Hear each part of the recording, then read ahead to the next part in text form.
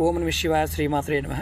మిత్రులకి శ్రీభిలాషులకి అలాగే నన్ను ఇంతగా ఆదరిస్తున్న యూట్యూబ్ ప్రేక్షకులందరికీ కూడా పేరు పేరు ధన్యవాదాలు. మిత్రులరా, మీ అందరికీ పరాదేవత ఎల్లవెల్లా మీతో ఉండి మీ మనోవాంఛ నెరవేర్చాలని మనస్ఫూర్తిగా కోరుకుంటున్నాను.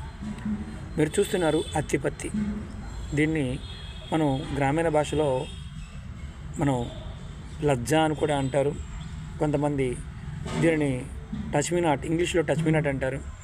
ఒక్కొక్క ప్రాంతంలో ఒక్కొక్క రకంగా పిలుస్తూ ఉంటారు. ఎందుకు చూపిస్తున్నానంటే, చాలామంది మా పిల్లలకు కోపం ఎక్కువగా ఉందండి, విపరీతమైన కోపం అండి, ఏం చేయాలో అర్థం కావడం లేదు, ఆ కోపం తగ్గడం లేదు, జాతక పరిశీలన చేయించాము, ఏదైనా మార్గం ఉందా అన్నారు. చక్కని మార్గం, తేలికైన మార్గం ఉంది. ఈ చెట్టు ఉంది కదా, ఈ చెట్టు పువ్వులు వస్తుంటాయి, ఇలా పువ్వులు కనిపిస్తున్నాయి కదా, ఇది మొగ్గలు కనిపిస్తున్నాయి. ఈ మొగ్గని కానీ పువ్వుని కానీ ఇలా టచ్ చేస్తూ ఉంటే ఎంత కోపం ఉన్నా పోతుంది. మీ ఇంట్లో ఒక మొక్కని పెంచండి, ఖచ్చితంగా పని అవుతుంది. ఇది ఆన్లైన్లో కూడా దొరుకుతాయి, ఎక్కడ పడితే అక్కడ కూడా మనకి పార్కుల్లో కూడా దొరుకుతాయి. ప్రయత్నం చేయండి.